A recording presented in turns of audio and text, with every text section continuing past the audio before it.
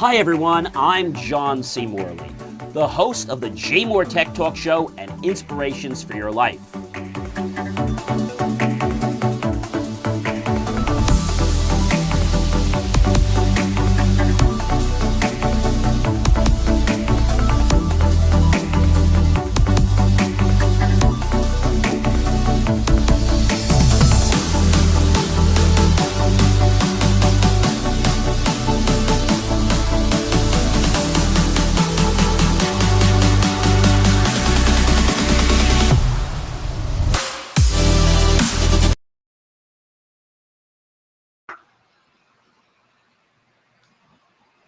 Hey guys, welcome. It is John C. Morley here, serial entrepreneur. Welcome to the J Moore Tech Talk Show.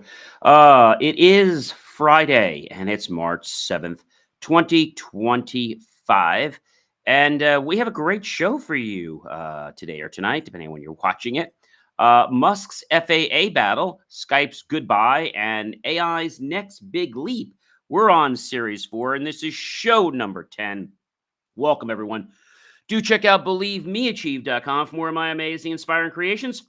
Not just the tech show, but lots of things like Inspiration for Your Life and so many other short form and long form content to definitely give you the fuel to empower you to be even better than you already are. All right, guys, if you have not had an opportunity to go to your kitchen and grab something delicious, maybe you have some water like I do over here. Go grab that, maybe something sweet, something tart or not, healthy or not. It's up to you. Come on back and let's kick this show off, all right? I am your host, John C. Morley, serial entrepreneur. It's always a privilege, pleasure, and honor to be with you guys on these amazing days and evenings. So thank you so much, and do check out BelieveMeAchieve.com for all that great stuff that I talked about before.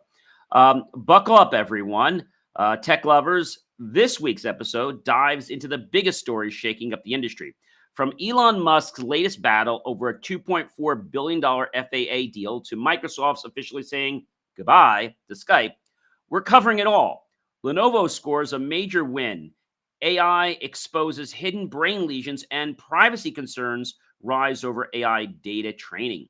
Plus, a massive global crackdown on AI-generated abuse images leading to 24 arrests. Don't miss out, everyone. Watch this episode right now because you are going to be really happy that you did. All righty, everyone. So number one, it's the U.S. lawmakers. And yes, they're investigating Musk's influence over a $2.4 billion FAA deal. Elon Musk finds himself under scrutiny once again as the U.S. lawmakers probe his potential influence over a $2.4 billion FAA deal. With Verizon's on the helm there, concerns are rising over whether Starlink could play a role in this major contract, sparking debates about fairness and competition in government tech contracts. So I think that's a big issue. And there's always been the issues, when we talk about these different types of things happening. Who has control? Is there any type of nepotism? Is somebody doing something that's illegal beside that? But basically, like I said, the U.S. lawmakers are scrutinizing SpaceX CEO Elon Musk's potential influence over $2.4 billion FAA telecommunications contract awarded to Verizon amid concerns that he may push for the project to be reassigned to his Starlink service. Musk, a senior advisor to President Trump, has been critical of the FAA's telecom system, prompting Senators Maria Cantwell, Adam Schiff, and Tammy Duckworth to demand transparency on procurement process.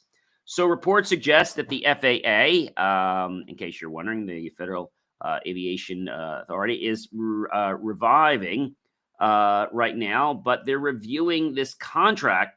Though no decision has been made, Musk recently admitted to falsely accusing Verizon of jeopardizing air safety, while the FAA continues testing Starlink terminals in Alaska. Wow.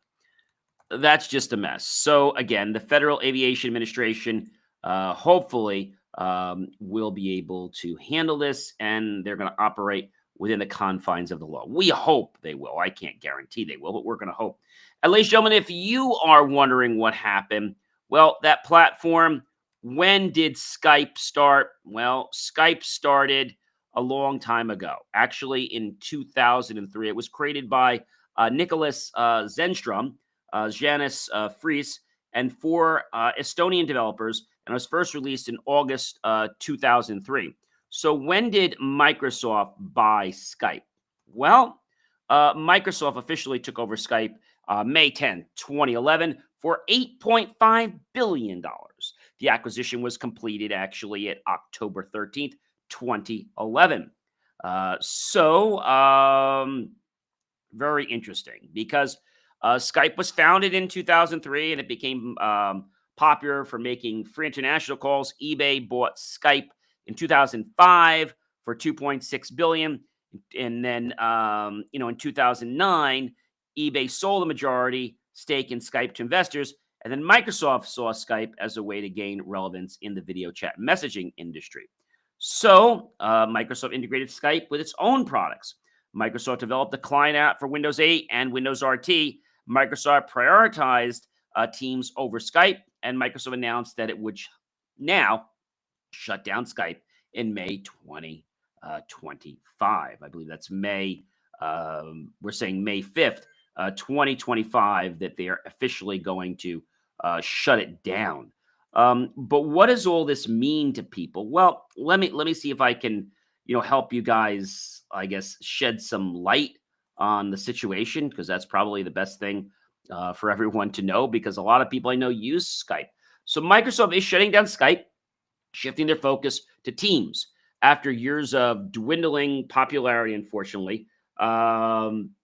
It's important to understand that this is definitely an issue. Microsoft has announced that Skype will officially shut down again May 5th, 2025. With users steadily migrating to Microsoft Teams, the company is shifting its resources to its enterprise communication platform. It's truly the end of an era for the once dominant video calling service. So, we used to use Skype, by the way, for J More Tech Talk and Inspiration for Your Life when we had call in. We had a phone number, we still do, but we're looking to migrate that over somewhere else. I'm not sure if I'm going to use Teams. I'm really a little unhappy that what they did, so I don't really trust them anymore. So I'm probably going to just take the number. I did move over some of our chats. We use Skype for a lot of stuff, but what I will tell you is that we moved over for some of the like free stuff, like my friend stuff. We use something called Jammy, which is a free platform you can use and it's been around for a while. And so that's one that has been used by a lot of different companies. And Jammy is it's an app, so you can use Jammy. It's jammy.net, by the way, JAMI.net. And so jammy.net, it's used by a lot of people. And so, obviously it's not based in the United States, but I'll tell you, there's a lot of people that use Jammy. It's FOSS, Free Software Foundation, Website Planet, Forbes, Thought, Cursus, Tech Radar, Lee Press, Team Building, Hosting Advice, Good Firms, Ethical, Medieval, Card Rates, Cubic, Corbin, and there's others. But the fact that I saw Forbes on there, that was pretty assuring to me. So the platform that they support are the Microsoft Windows 11. They support the Linux. They support Apple, iOS, Android, and they even, yes, support the other Android TV platform. So Jammy is free. You can go to jammy.net. And what you have to do basically is what I recommend doing is you can download it on your phone first, and then you can put it on here. Make sure if you do encrypt it, which I recommend you doing, you write down that information, because if you forget it, there's really no way to get it back. I see support with them as kind of like a non-existent thing. But again, it's a GNU package, and I don't know if you guys know what a GNU package is, but a GNU package is an operating system that's free software. That is, it respects users' freedom. The GNU operating system consists of GNU packages specifically released by the GNU project. So it's government of national unity. So there is some value in that. And so if you try to contact them, they have like a form. that you would contact them at jammy.net. So I've only been using it a little bit, but I still use Slack commercially for all my other companies. But Jammy is a nice platform for just some basic chat. And also there is, yeah, Jammy does support, everybody was asked this, does Jammy support video? So, yep. So Jammy is a end-to-end encrypted private communication software. And yes, it has improved video rotation support now. So in recent weeks, they worked on improving various parts of Jammy user experience, and the sticking point was video orientation of mobile devices. Until now, users had to manually press a button to change it, which broke their expectations and could take several seconds. Their previous approach for managing video orientation was to change it directly on the recording device, requiring the whole media pipeline to be reinitialized. This caused glitches and frame drops, not to mention all the other things, in addition to creating an interruption and bad experience for the user's conversation, which had a negative impact on the total experience. So again, I just started using it. It's not a bad little platform. But again, I like Skype. I didn't think it was bad. I have a lot of seniors that have been on Skype, so now they're going to have to move to something else. I really don't want them to move to Teams. Now, people say to me, John, is Teams free? Well, so Microsoft Teams has a free version you can use for work, school, or with friends and family. You could sign it for free. I just don't want to play with Microsoft anymore. The fact that they did this, who knows what they're going to do? They might decide to just stop the whole platform. So whenever somebody does something like this and it's so unpredicted, I can't trust them anymore.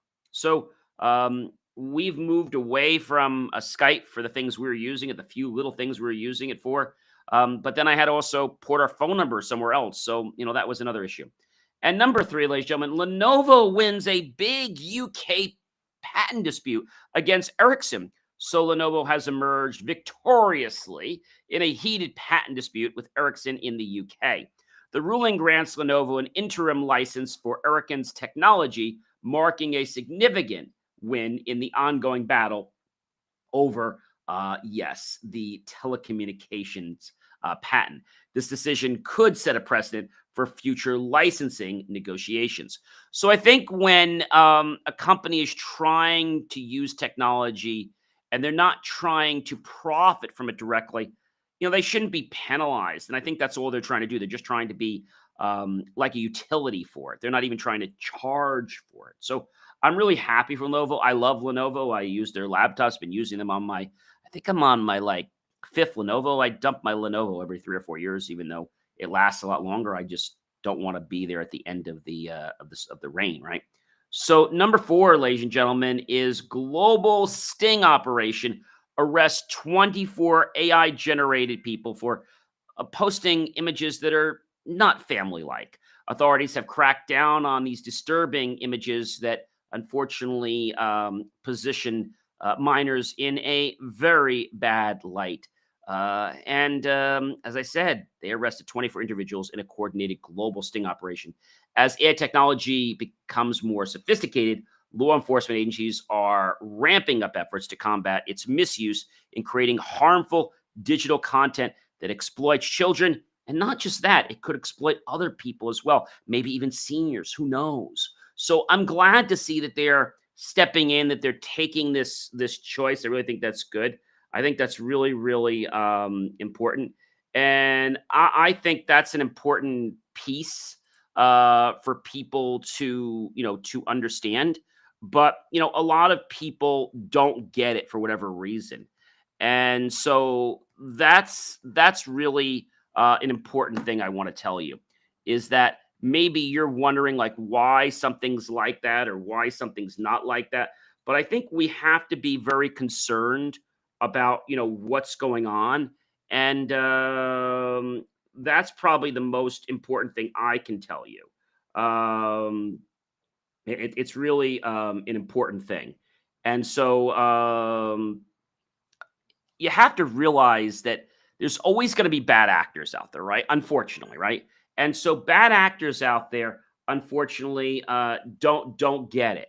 And why the question you might be asking, and it's a very, very smart question to ask. Why? I mean, that's a very good question. Why are there so many bad actors um, in the tech space? Why? Well, so the tech space attracts bad actors for several reasons. They look for that high reward and low risk. Tech companies, especially startups, can generate massive profits quickly, making them attractive targets for scammers, fraudsters, and, of course, unethical players. We call them bad actors. Regulations often lag behind innovation, creating loopholes. And by the time that the regulations catch up to them, they've already moved to another country, another place. And I think that's a very, very big problem in itself.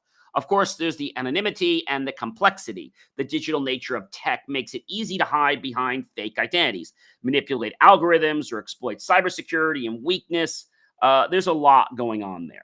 Rapid growth, losing oversight. Many tech companies scale fast, prioritizing growth over ethics. Some cut corners because of price, because of complexities, because of even their organizational policies.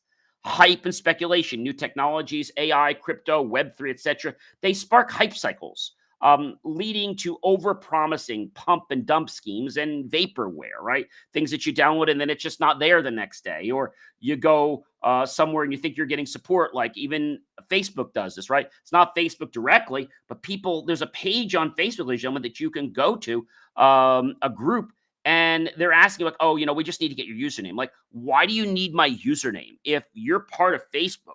So don't get sucked into those things. They say, oh, I'm going to be your Facebook support agent.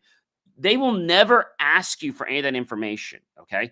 So if somebody's doing that, just walk away, walk away. In fact, run.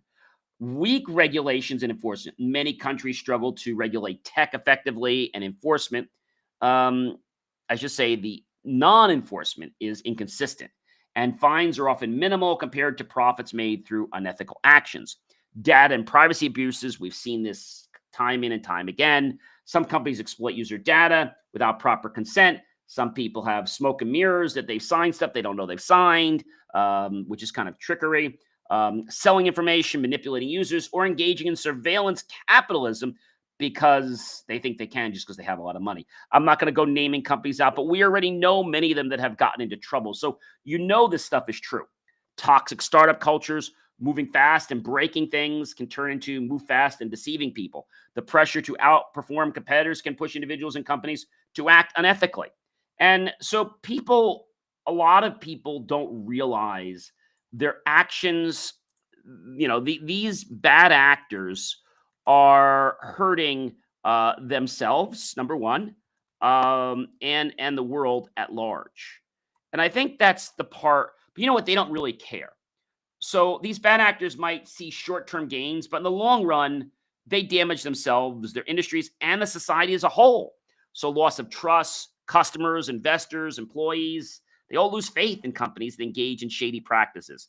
Once trust is broken, it's nearly impossible to rebuild, if at all. Regulatory crackdowns, bad actors exploit these loopholes, as we said. Cybersecurity, privacy nightmares, innovation sufferers because they jump onto something new, but it's not been fully tested, especially not just for UI, UXI, but also for security and privacy. Self-destruction. Many bad actors get caught or collapse under their own greed.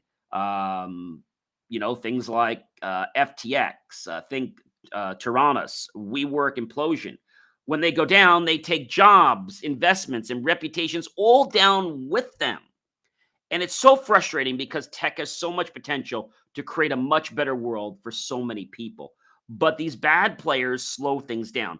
Do you think there's a way to clean up the space, or will it always be a game of cat and mouse?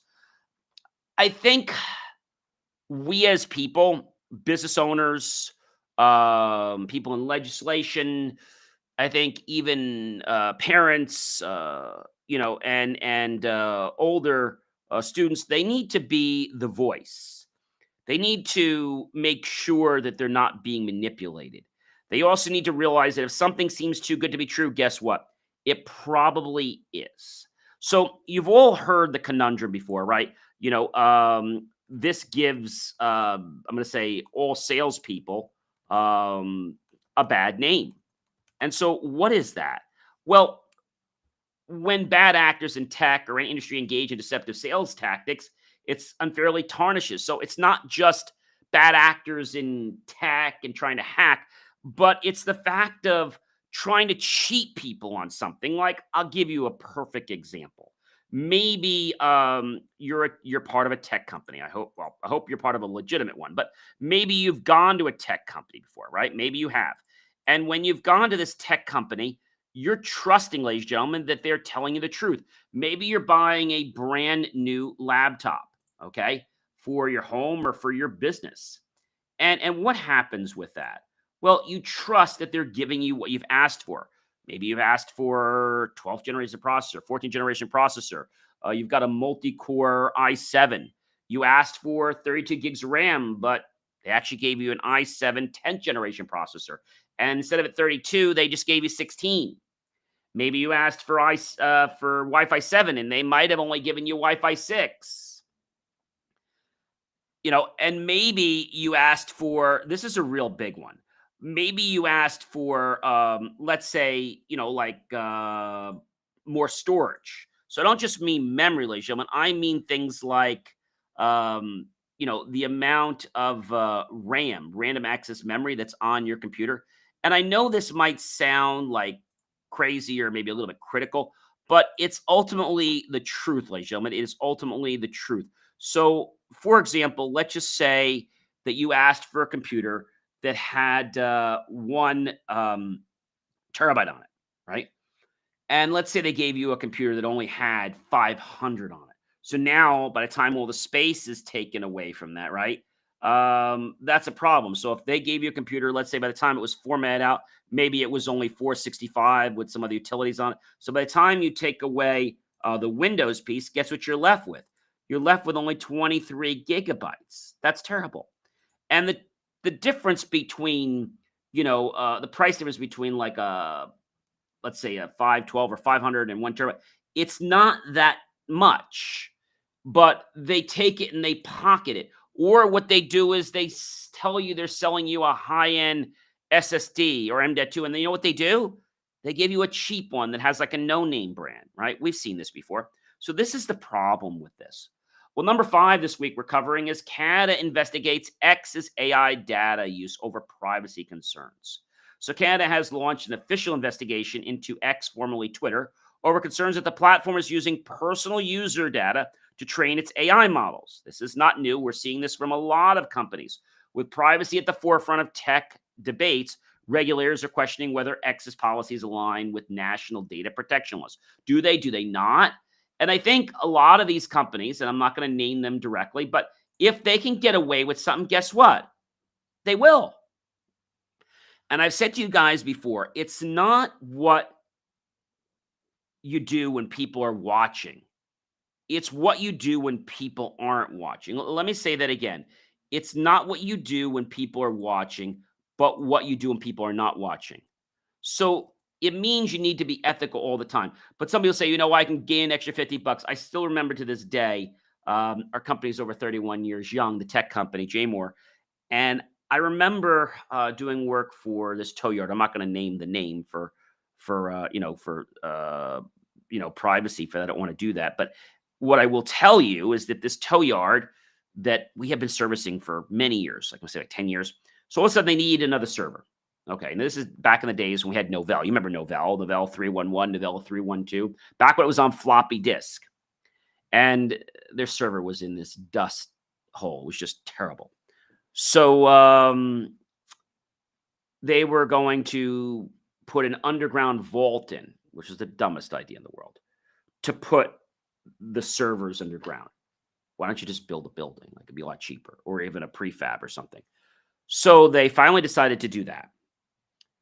And we took them from a coax network to a complete twisted pair network. At that time, it was actually just Cat5. Cat5e wasn't really out back then. And so we're building a server, and that time servers were even more money. And so it was a SCSI server with NetWare 3, I think at that time. So it was 312 when we started, but I think on theirs, I think it was like Network 6 or something, and it actually had a lot more on board. There was we added an onboard SCSI um, device to do their tape backup. So we had to install Novell, right? Just like you have Microsoft, server. We had to install Novell Network. That's what they needed. So the reason they wanted that is because they had their software they were using wasn't fully Windows, it was kind of a hybrid. So you had to map your printers at the DOS level because it wasn't really truly a Windows. It was like a hybrid. It wasn't even. It was probably maybe 20% Windows, but it was really more operating in a DOS shell. So you load Windows, but then you had to load a DOS shell.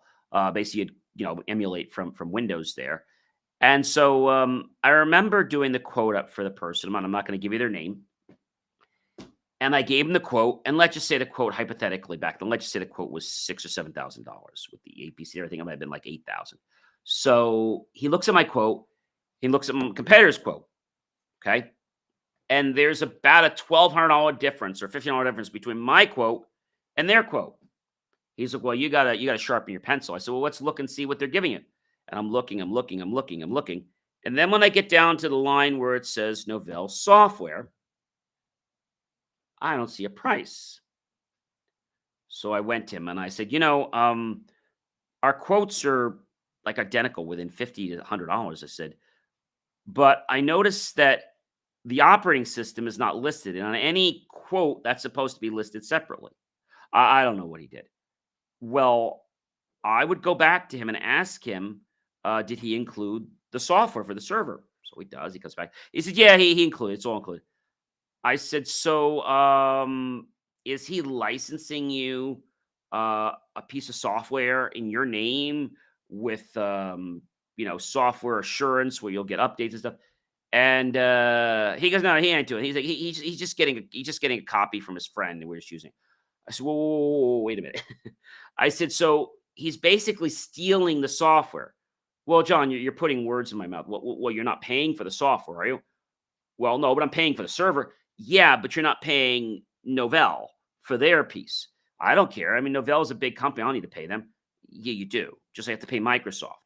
So we started getting a little, not a friendly debate saying that, okay, so we can't just give you the software. He's like, well, I'll give you like $150. I said, no. We don't operate like that. There are a lot of companies that'll operate like that, and they'll be gone in a few years, or they're already gone. I said, I will never play games with software licensing or with the server licensing or the workstation licensing. So at that point, he's like, well, we're going to go with them. They're cheaper. So when I see what they did, they're operating with pirated or bootleg software that's not licensed. So that was a problem. And so we lost that client, right? We lost that client. And it happens, right? It happens. But I would rather lose a client that I have to be acting in a dishonest fashion. All right. You might say, gee, John, I was stupid. And well, the reason I'm saying this to you is that reputation means a lot to me. Okay. It means an awful, awful lot to me. And so I'm not going to pocket money or make software disappear or copy software that's not for resale. I'm not going to do any of that. If I put software on your machine for a trial, that's it, but you're not getting software for free. You're not getting that. So we started to realize that I wasn't willing to play ball, is the term he said. And he says, well, he says, you got to learn to play ball. I said, well, I don't play ball. Well, that's your problem. He says, and that's why we're going to go with them. We're not going to use you anymore. I didn't turn him in. I didn't say anything badly, but I just said, I don't operate in that fashion, right? I know that I need to do what's right when people are watching me and people aren't watching me. And would somebody ever catch him? Probably not, but I don't want to operate in that environment. Just like He had software on his computer. Okay. And he said, "Well, I'll just use it." I said, "Look," I said, "Whatever you do," I said, "Don't tell me about that." I said, "I don't want to know about it because if I become privy to it and then I'm asked, I'm not going to lie. So I don't even want to know how you get the software on there. I don't want anything about it. But if I learn about it, we're a Microsoft partner." I said, and they asked me, I said, I'm going to tell them. I'm not going to go to them directly. But if I see you doing that and then they contact me, I can't lie. So I don't want to know what you're doing. Don't even tell me how or what you're doing. So don't even. So he gets the software installed. And sure enough, they put bootleg software on there. Again, I have nothing to do with the software, but they had problems. The software stopped working. It stopped updating. So you got to fix it. I said, well, I don't fix bootleg software. And I checked the license key on this, and this key is not licensed to you. And that was the final straw that said to him, he can't work with me because I don't want to play ball. And by playing ball, it means, do you want to take a few extra bucks, put it in your pocket, and not say anything? Like, so, I'll give you $100 and you can just make the $1,000. No, I'm not going to do that. I'm not going to play that kind of game for you. And number 6 this week is a real interesting one. Apple introduces age assurance tech as states regulate social media uh, changes. So Apple is stepping into the debate over children's online safety with its new age assurance technology as the U.S. states move towards stricter regulations on social media usage for minors. Apple's new feature aims to verify ages more effectively and enhance child protection. So this is a great question. How is Apple going to verify kids' ages without asking? So that's a very, very good question. So when a child turns 13, they can keep their Apple ID and choose to opt out of family sharing. They can also have more control over their iCloud account when they turn 13. All right. So that's when Apple considers them, a child. Okay. Up until that age. So changing child's age verification requires a credit card. So you might be asking, how else is Apple going to verify kids' ages? Well, it's really simple. They're going to go off the credit card. Do parental controls turn off at 13? So parental controls can turn off at age 13 for Google accounts and Apple IDs, but it depends on the service and the family's preferences as to whether that will be allowed or not. Can you leave Apple Family at 13? Well, any family member over the age of 13 can remove themselves from a family group at any time. Just select your name and then select Leave Family. You can also sign into the Apple account website and choose Remove Account in the Family Sharing section. Can you delete a child's Apple ID? Yes, you can delete a child's Apple ID, but you can't remove a child under 13 from a family sharing group. Okay? So that's important to understand. So how are they doing? How are they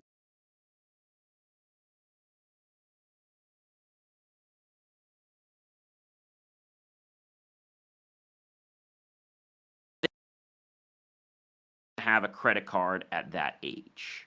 Okay. Do you think, let me just ask you this. Is Apple's way of kid verification good or bad? What do you think? Um So your child will be able to share music, movies, TV shows, books, applications, photos, calendars, locations, and more with you and your family. I don't like that they can share location with anybody. That's a problem. Will Apple protect kids? So Apple provides parents and developers with industry-leading tools that help enhance child safety while safeguarding privacy. You can manage your kids' devices and set app limits for lots of different things: screen time, what apps they use, provide who they contact, provide information about age appropriateness of apps. Parents can limit app downloads that exceed age ratings they have set. But like I said, when they turn 13, then the things change a little bit. So Apple child safety changes put more of the onus on the app developer. Apple's upgrading its app safety offerings, which will be coming even more as we're in February, the end of February and March now. But They're hopefully going to have this by the end of the year. So whether these are young children, preteens, or teenagers, their goal is to protect them from online threats. So they're trying to be more vigilant and put that effort in. The digital world, as we know, is increasing complexity every day. And the risk to families and ever changing information, including proliferation of age, inappropriate content, excessive time on social media and other platforms, writes Apple a big problem. So for years, Apple has supported specialized Apple accounts for kids called child accounts that enable parents to manage many parental controls that they offer and help provide an age-appropriate experience for children under the age of 13. These accounts are the mainstay of all the child safety tools that they still offer today. Launching later will be Apple's new privacy-driven declared range API. It allows developers to request an appropriate age range for child account users approved by parents that can be used to better tailor app experiences and set access limits for age restrictions. For example, they might set a limit for somebody that is 1 to 8. They might set another one from 9 to 12, 13. So they can do that. Developers can still choose to have their apps require government identification, but ID will not be required to use the App Store at large. The policy is moving us toward a significant change that is Apple is pushing because of all the regulations and things they're getting hit with about age assurance verification. Politicians and tech leaders have offered mixed ideas about the most effective way to do it because, we have to make sure, first of all, that the kids can't get around this, right? Apple's updates will also incorporate age ranges into more streamlined child account setup processes, as well as making it easier for parents to determine child safety settings for required users. So, just a little FYI, if you're setting up an account for a child, you obviously know how it works. Now, if you set up an account for yourself, I don't want to give the correct year. Don't do that. I had a client do that. They're like, I'm just going to put in like 5 years ago. And then they're in a child account. So then we had to add them to a parent account so we could change the information and then be able to change that because a child couldn't change it directly. It was really a mess. So they're doing this to try to make the world safer and to protect kids from getting, let's say, their noses into things that they shouldn't be in anyway, accidentally. So Apple's new feature aims to verify ages more effectively and enhance child protection. But remember, developers can still require them to have a valid U.S. federal ID, basically, a driver's license, passport, etc. And number 7, ladies and gentlemen, Apple faces a lawsuit over carbon neutral. Apple Watch claims Apple is facing legal action over its marketing of the Apple Watch as quote unquote carbon neutral. Now, critics argue that Apple's sustainability claims are misleading, raising questions about corporate environmental accountability and whether the company's green initiatives truly live up to its promises. And again, I get why this is happening, but I think it's happening just because it's Apple. I don't think it's happening because of the carbon reason.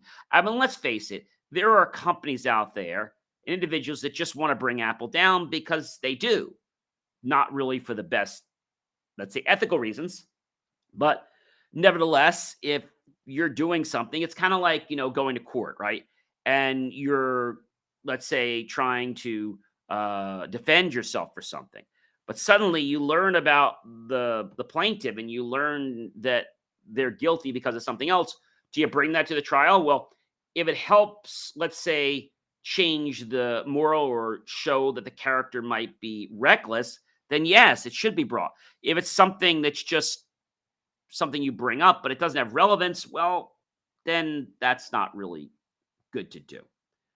Number 8, ladies and gentlemen, Meta lets users opt out of AI data training.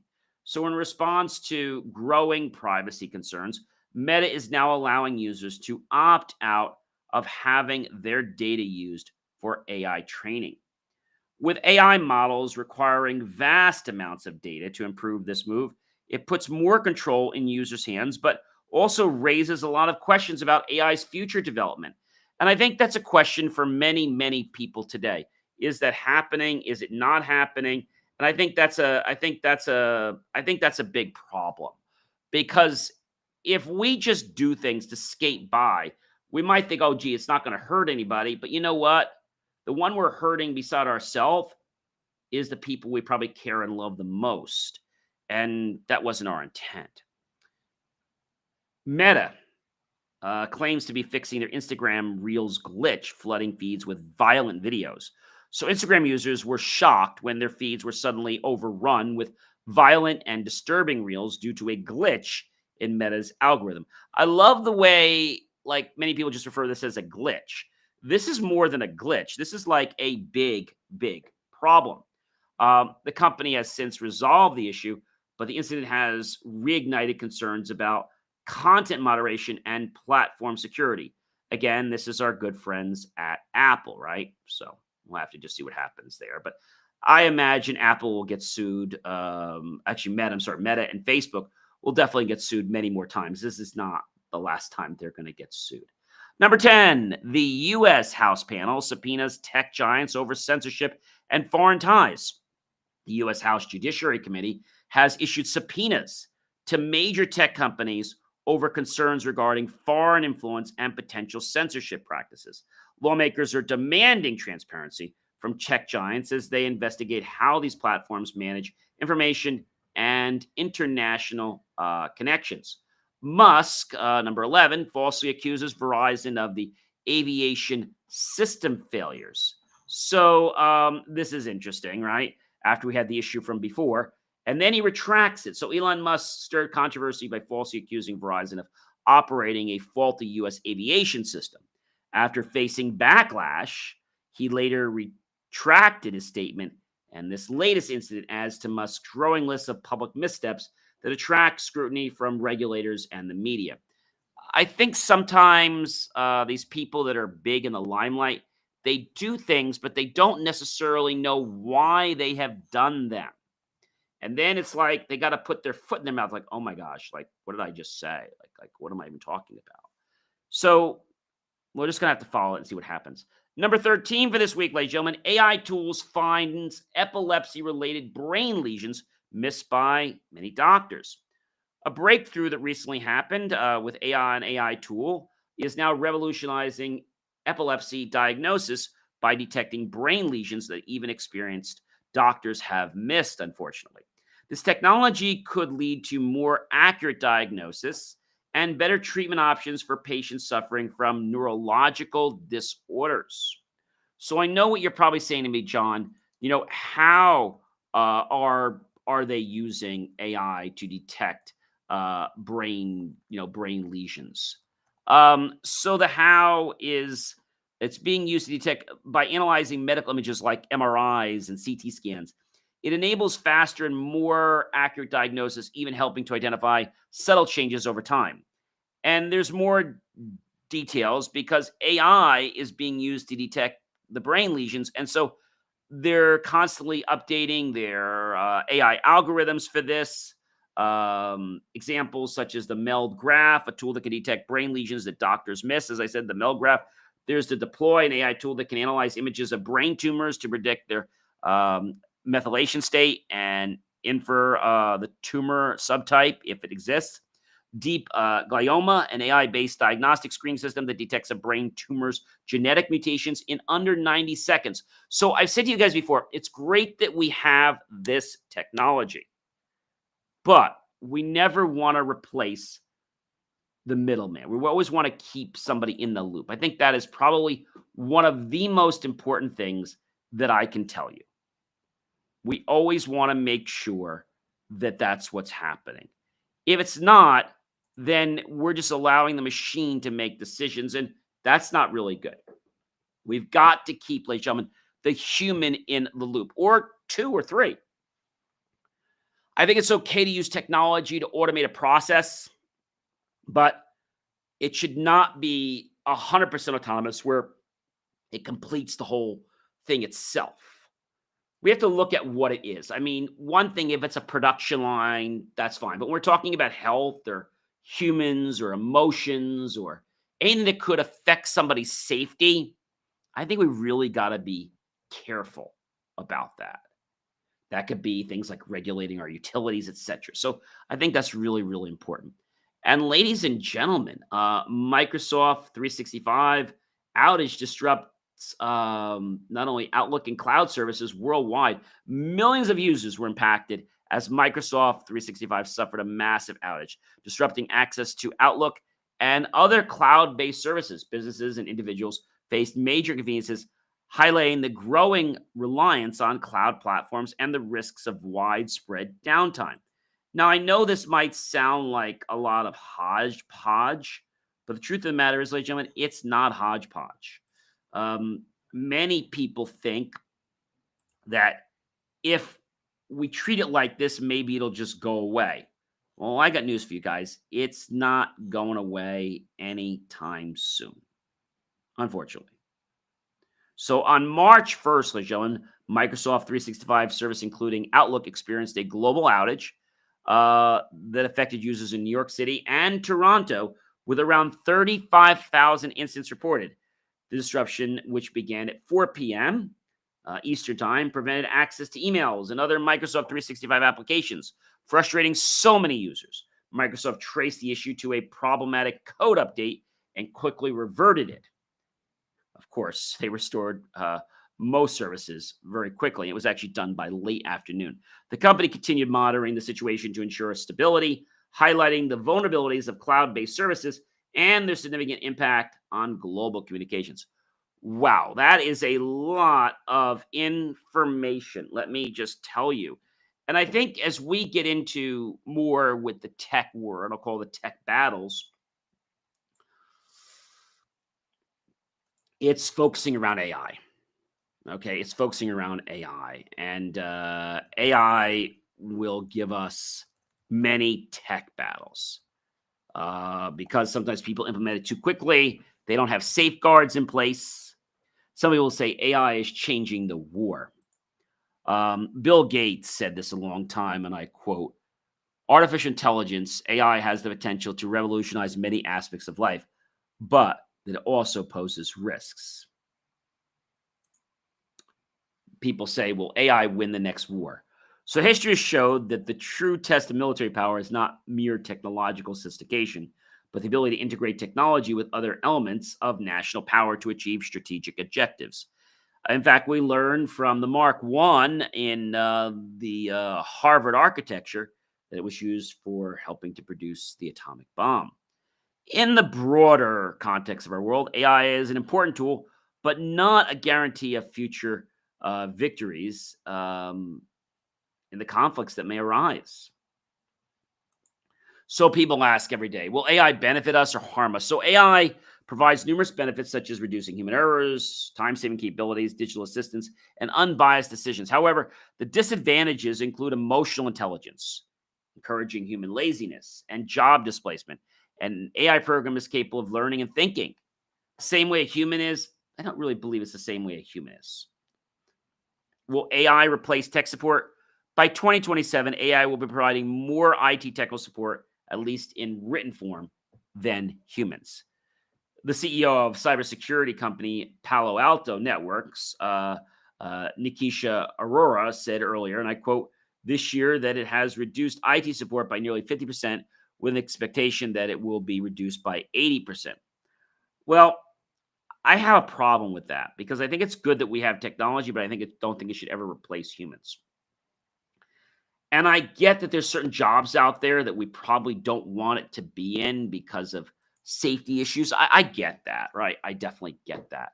But if we do not understand, some of the limitations and we don't understand some of the risks, how are we ever going to grow? How are we ever going to move from a point A to a point B? And I think that's probably the biggest thing I want to say about that. Artificial intelligence, ladies and gentlemen, it's not good. It's not bad. It's a tool, and how we choose to use it that makes it so. All right. Jeff Bezos had something interesting to say.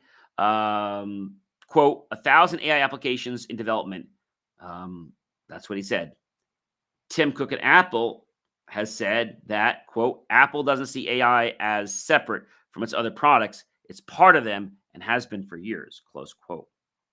Mr. Elon Musk is saying, quote, he sees AI exceeding human intelligence in the next year or two. I don't know if I see that. Will AI take control of the world? If you believe science fiction, then you don't understand the meaning of the word fiction, right? The short answer to this fear is no, AI will not take over the world, at least not as depicted in the movies. AI will have a lot of decision making capability. People ask, will ChatGPT replace humans in customer service? The short answer to the question is no. Not every customer wants to interact with a chatbot, and there are plenty of tasks that should never be automated. I think we can all agree with that situation, but many times people just I don't know why they get fearful around any kind of technology, whether we're talking about here an iPhone, whether we're talking about a lot of different things. And I think that's a huge problem for many people is that they look at the fact of what this can be, right? That's what they look at. And if we look at how it can be, then it's important to understand that there is a big possibility that we can make amazing changes in our lives. And when I say big changes, I mean that we have the ability to do some amazing things. Okay. We have the ability to do some amazing things. And so as we evolve, as AI tends to morph, people say to me, John, what is the next stage in AI? The next stage in AI is probably the rise of AI agents and collaborative systems, going from simple information retrieval to more complex, unified workflows across many domains with focuses on multimodal capabilities and real world applications. So I know this sounds like something that's really, I don't know, a little bit crazy, but I think the most important thing that we have to understand is that AI is not going away. Okay. So we have to embrace AI and know that it can help us. All right. But know that AI is meant to be a tool, meant to be a tool. A little bit of water here, guys. Um, and so, although AI can give us some great ideas of optimizing, people ask me this all the time, John. AI is out there. Um, and this is a great question that I get asked many times from clients. What is the best use of AI? That's a tough one.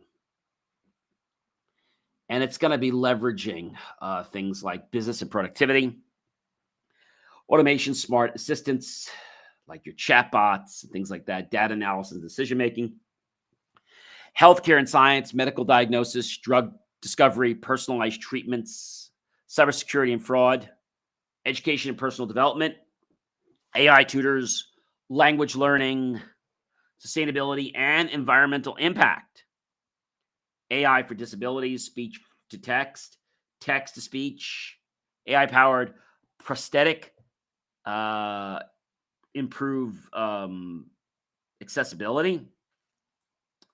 So we're trying to add AI on as I guess the best way to say this is as a piece that's going to allow us to evolve. And so, you know, AI in its own right is not directly powerful. It's how we as humans, programmers, developers, and engineers make the changes. Ethical AI and humanitarian efforts, bias reduction, disaster response. Um, we've already had challenges in those areas, so I don't think these are the areas that we're going to see tomorrow. I just don't see it tomorrow. But when we talk about things like, Mr. Elon Musk finding himself under scrutiny, I think he believes just because he has a few extra dollars that he could do whatever he wants, that he could do no wrong. And that's what I tend to keep hearing over and over again, right? The real question I have is, why, what is the real reason Microsoft is shutting down Skype? So they're retiring Skype. They want to prioritize Teams. And this is according to an official blog post. They want to transition over. So you can use Microsoft Teams free version. And this is a great question, John. Difference between Microsoft Teams free and paid. The main difference between free and paid is the features. The free version is good for small business and nonprofits, while the paid version offers a lot more flexibility. So the free version of Teams is free to use for anyone without the Office 365 subscription. It lacks the core features such as meeting recording and phone calls and scheduled meetings. The limit of the maximum number of users which can be added is 500,000 users per organization. Storage space is limited to 2 GB per user and 10 gigabytes of shared storage. So that's that's a real big thing there, guys. That's a real difference between these. Depending on whether you need to have that or you don't need to have that. I think that's really a big thing. There's no 24/7 mobile and web support in the free version. The paid version comes bundled with Microsoft 365 suite of products and services. You also get scheduled meeting feature. It's integrated with the Exchange calendar. You potentially, there's no limit to the number of users to be added in the enterprise plan. And the paid version provides 1 terabyte of storage per user. Okay. That was only 2 GB. It also provides 24/7 support for both mobile and web. And that's for other administrative tools, by the way.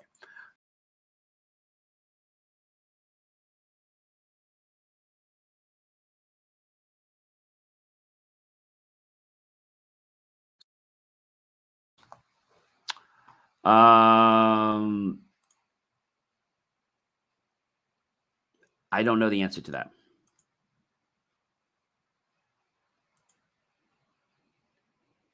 And I think this is the big problem I have, whether we're talking about Microsoft, whether we're talking about other companies. My problem is, are we really talking about what we need to talk about? Ladies and gentlemen, I want you to know something. I am John C. Morley, serial entrepreneur. It's been a great show with you. I hope you guys have an amazing rest of your day, and I'll catch you guys real soon.